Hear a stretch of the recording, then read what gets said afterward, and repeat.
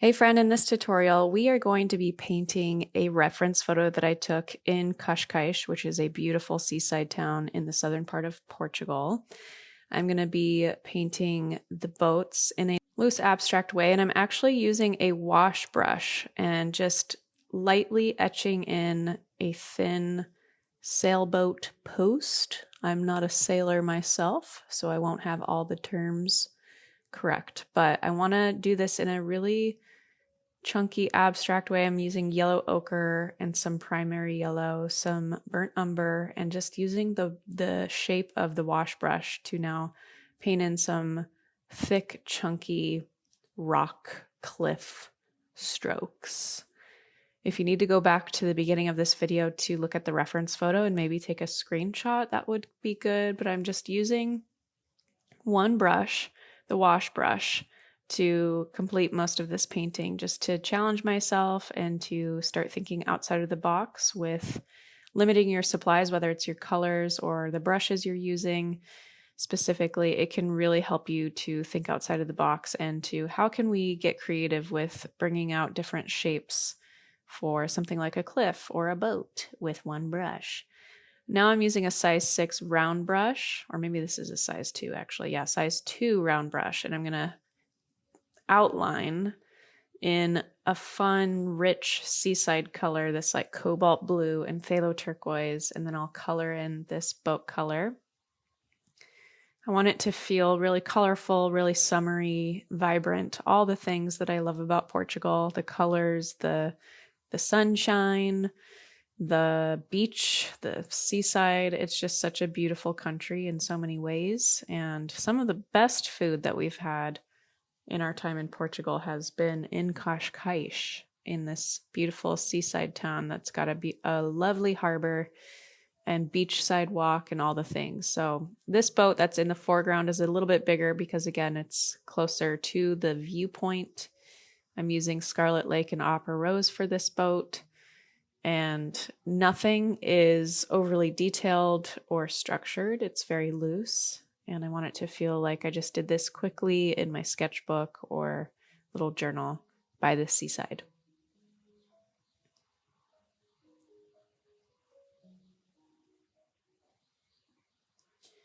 And same thing with this boat at the top left, painting in a lighter version of that reddish pink color.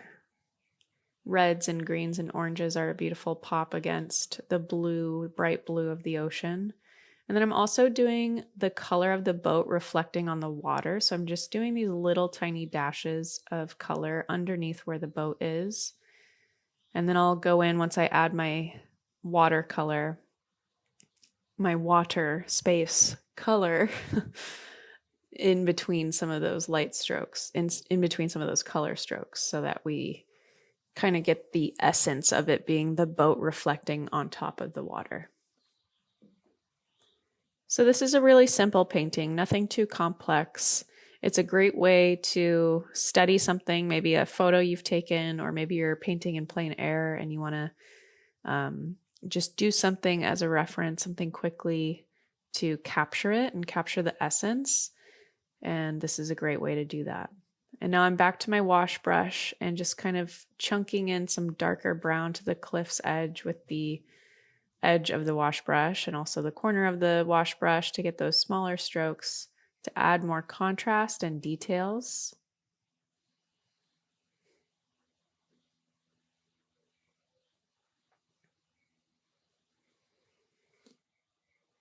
Maybe some greens, some blues and yellows in the cliff as well to show the lushness of the coast.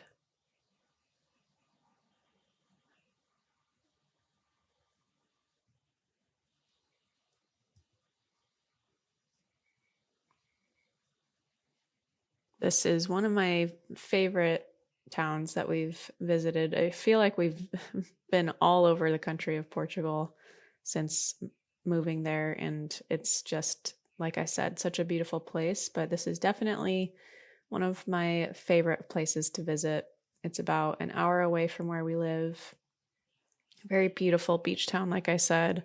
A lot of history, a lot of wonderful restaurants and seaside cafes, beaches to lay out on and swim at, and really mellow, calm, beautiful waters.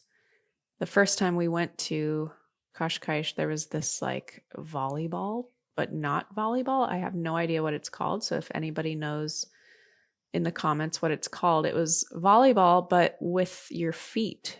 So it's like a blend of soccer or football, if you're not from America, from the States. It's like a blend of soccer and volleyball. So they were kicking. It was so crazy to watch that, like the accuracy and the passing and the craziness of using a volleyball and kicking it over a net instead of using your hands. It was wild. So anyway, the first time we went to Cascais, there was this big tournament going on of this sport. I'm not sure what it's called.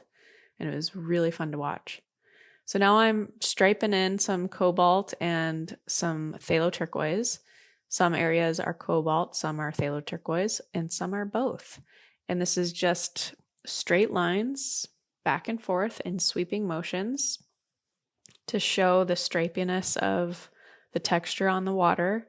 Again, just kind of capturing the essence of this ocean scene, not getting too detailed or too finicky about what it looks like, and rather just capturing the essence or the vibrancy, the colors, and the movement of the scene itself, instead of being particular about how everything looks and making it exactly like the reference photo or like the scene that I'm looking at.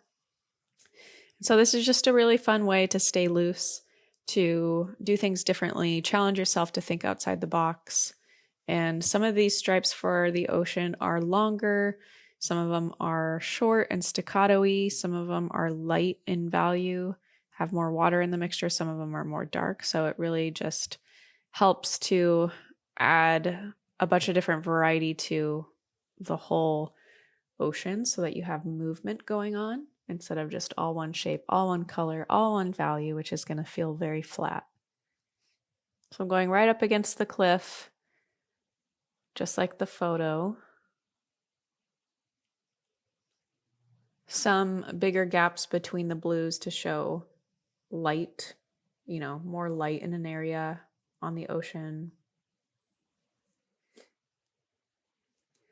And at first, when you're doing these blue streaks, it might feel incomplete, or it might feel childish. It might feel really overly simple, but the more you add, the more detailed it becomes and feels, and the more complex the painting feels. It's still not a complex painting by any means, but it's something that the more you add to it, the more intricate it looks. And so the viewer, especially a viewer who's not necessarily a watercolor painter or an artist, can look at it and feel like, it's a more detailed, loose, detailed scene. Also, the day of filming this video, we had a lot of issues with the light moving around and a lot of shadow. And so we have this umbrella that you can see the tassels hanging down from, but it just everything kept moving. So it was a challenge to keep up with the sun and the shade. Now I'm going in with Kubrick green and sap green and just kind of scrubbing in some loose tree shapes on top of the cliff, and then also spruced in here and there in the middle of the cliff to show the lushness that is the Portuguese coastline, especially in this area. There's so much rain during the rainy season over the winter months, and the Sintra forest is nearby.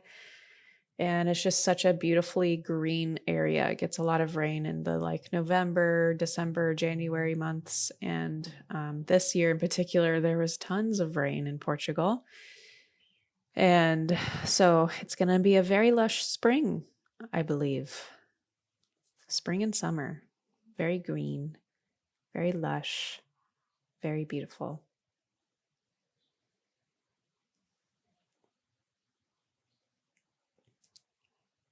And so the onlooker, someone looking at this painting, might not necessarily know right off the bat that this is Portugal, but to me, the person who I'm making this painting for remembers this scene and all the memories that come to mind of walking the beach walk with my family, grabbing amazing seafood at a restaurant near the beach, watching the volleyball soccer tournament, and wandering around the beautiful Portuguese tiled streets in Cascais.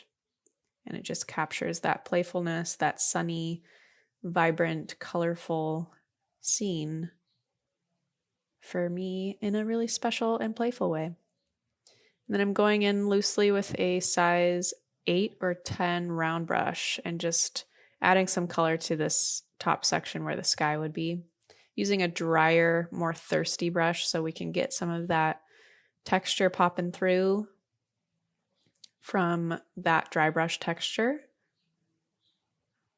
Thirsty or dry brush is something that a lot of, especially earlier on in the watercolor journey, a lot of people don't take advantage of this. So definitely practice it.